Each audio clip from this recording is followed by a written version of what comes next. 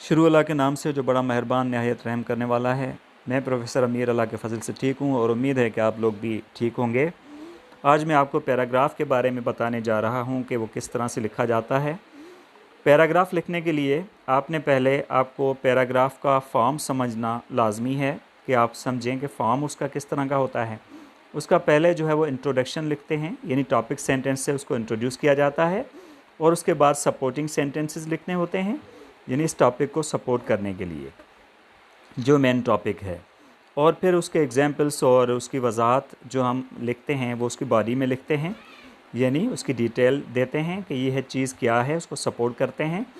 तो उसके जो आइडियाज़ हैं वो इस तरह से हम लिखते हैं। ये नंबर्स नहीं देंगे जैसे मैंने दिए हैं 1 2 3 4 5 6 7 8, लेकिन ये सेंटेंसेस होंगे, नंबर्स नहीं देने, सेंटेंसेस लिखने हैं जो कि इसको वाज़े करेंगे टॉपिक को कि ये चीज़ है क्या, उसकी क्या अहमियत है, वो कितनी जो है वो इस्तेमाल होती है। क्योंकि इसको पहले तो टॉपिक को समझना है कि उसके कितने पहलू हैं। अगर टॉपिक का एक ही पहलू है तो फिर ठीक है, आसान होगा लिखना।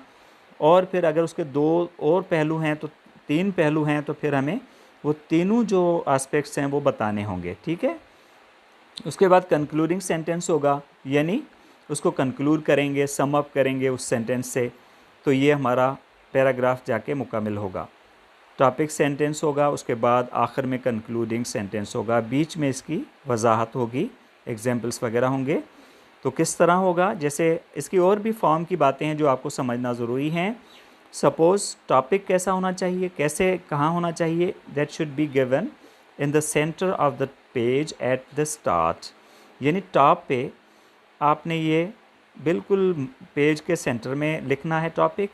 और वो कैसा होना चाहिए, it's main words should start with capital letters. उसके जो मेन वर्ड्स हैं वो कैपिटल लेटर्स से स्टार्ट होने चाहिए, ठीक है। लीव एन इंडेंट ऑफ 6 और 7 स्पेसेस।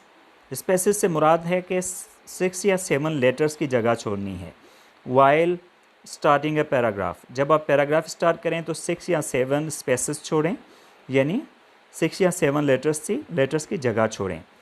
तो किस तरह, जैसे टॉपिक ये दिया हुआ है, देखें मोबाइल फ़ोन, ये मेन वर्ड्स हैं तो इसका इनके जो पहले लेटर्स हैं वो कैपिटल हैं, मोबाइल फ़ोन और सेल फ़ोन, तो इसका सेल सी बड़ा है।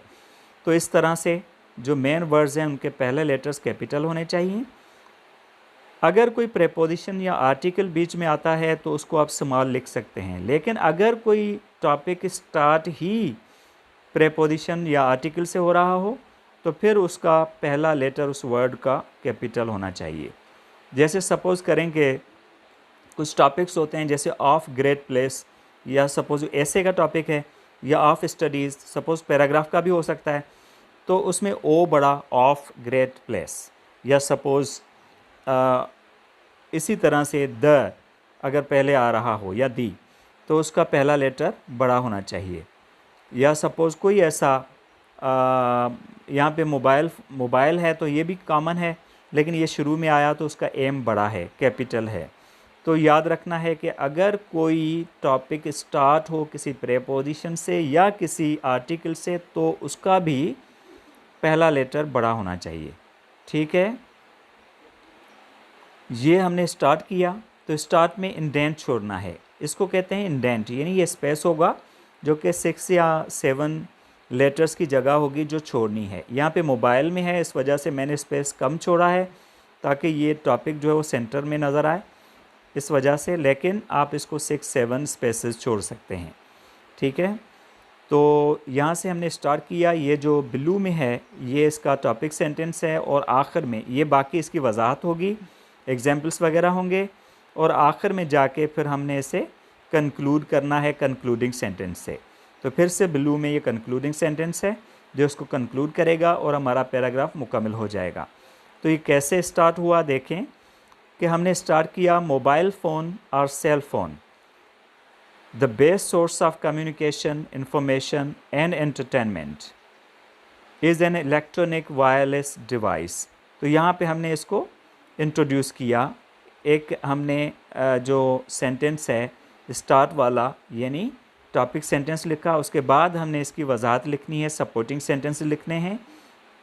इट्स एक्सेसरीज़ कंटेन कैमरा, ठीक है, इसकी मैं ट्रांसलेशन कर दूं कि मोबाइल फ़ोन और cell phone the best source of communication, यानी मोबाइल फ़ोन या सेल फ़ोन जो है बेहतरीन ज़रिया है कम्युनिकेशन का, राब्ते का, इंफॉर्मेशन यानी मालूमात का, एंड एंटरटेनमेंट और तफरीह का।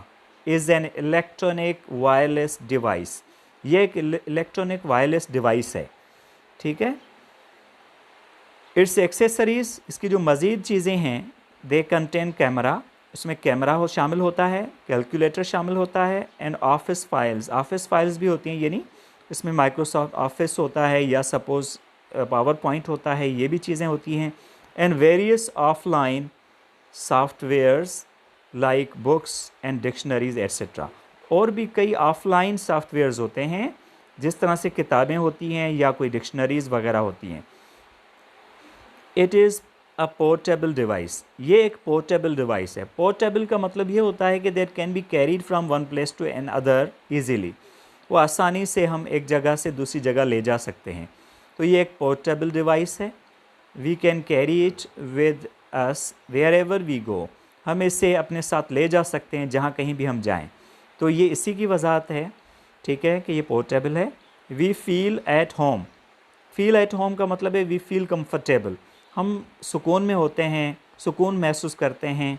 When we are away from home, जब हम घर से दूर होते हैं तो भी सुकून में होते हैं कि हमारे पास मोबाइल फ़ोन है, हम किसी भी वक्त घर से रब्ता रख सकते हैं, दोस्तों से रब्ता रख सकते हैं। We can make audio and video calls through a mobile phone, हम ऑडियो या वीडियो कॉल्स भी कर सकते हैं मोबाइल फ़ोन के ज़रिए। एट वेरी लो प्राइसेस, बहुत कम कीमतों में। At present it has replaced the computer and the television, मौजूदा वक्त में इसने रिप्लेस कर दिया है, इसने जगह ले ली है, किसकी? कंप्यूटर की और टेलीविज़न की भी।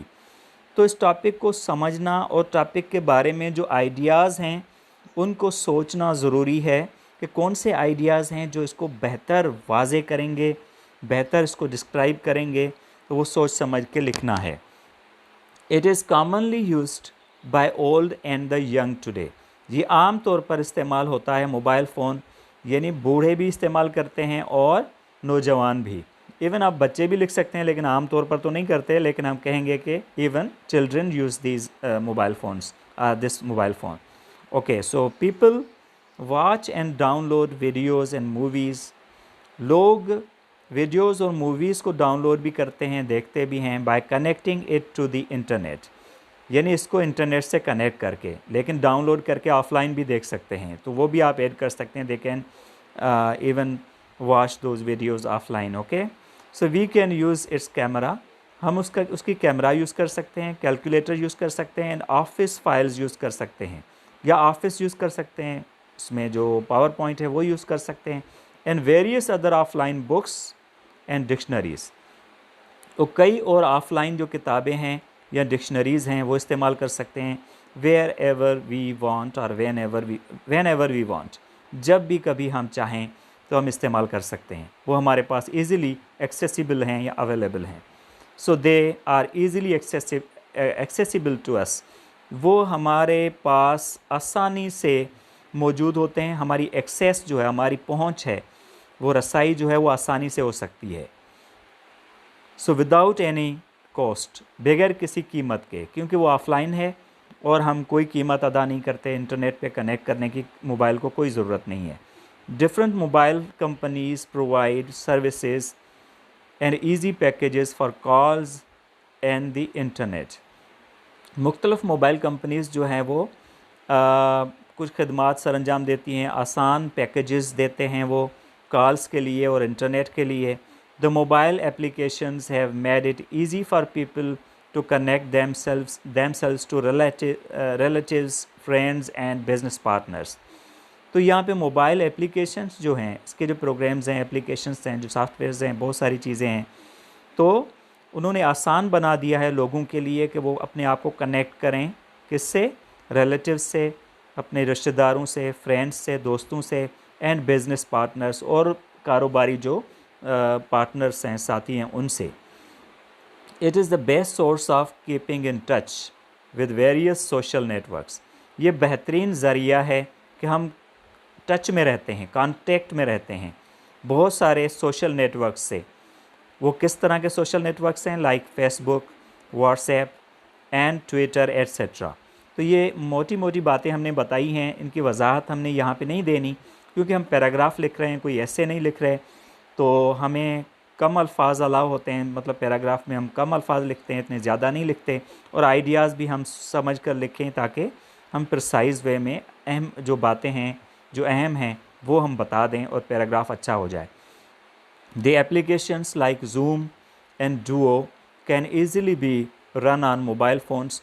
इस तरह की एप्लीकेशंस जैसे जूम है या डुओ है, तो वो आसानी से मोबाइल फ़ोन्स पे चलाई जा सकती हैं, रन की जा सकती हैं।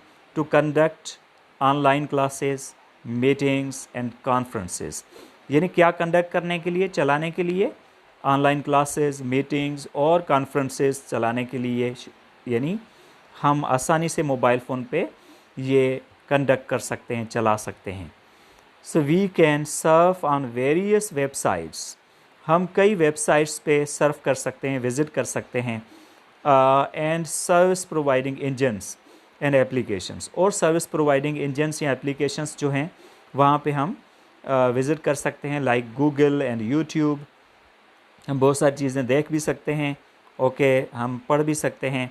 सो मोर ओवर, मज़ीद ये है कि people have started many kinds of businesses, लोगों ने कई किस्म के कारोबार शुरू कर दिए हैं, एंड एडवर्टीज़मेंट्स, और इश्तहारात शुरू कर दिए हैं through mobile internet services, mobile के इंटरनेट सर्विसेज के ज़रिए। तो यहाँ तक हमने इसकी वजाहत लिखी या कोई एग्जांपल्स वगैरह।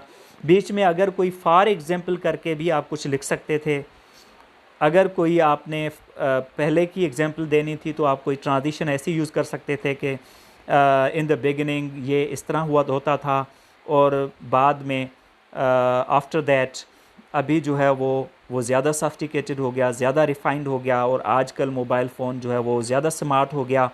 पहले जो है वो सादा होता था, सिंपल की फ़ोन होता था फ़कत, अभी जो है वो स्मार्टफ़ोन आ गया है, उसमें एप्लीकेशंस ज़्यादा काम करती हैं। तो ये भी फॉर एग्जांपल करके आप दे सकते थे बीच में, लेकिन चलो मैंने सिंपल पैराग्राफ रखा है ताकि ये आसानी से छोटी क्लासेस वाले भी हल कर सकें।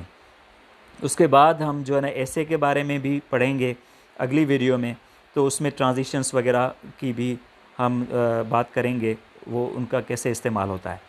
अभी हम कंक्लूड करेंगे। Mobile phone has become an important part of our lives, mobile phone हमारी ज़िंदगियों का एक अहम हिस्सा बन चुका है। That connects us to the world, जो हमें दुनिया से कनेक्ट करता है। और उसके बाद मैंने सेमीकोलन दिया है, इसका मतलब है इसी की वजाहत आगे वाले क्लास में है। तो and provides information and entertainment, और हमें मुहैया करता है मालूमात और तफरीह भी, ठीक है। तो इस तरह से ये कंक्लूड हो गया।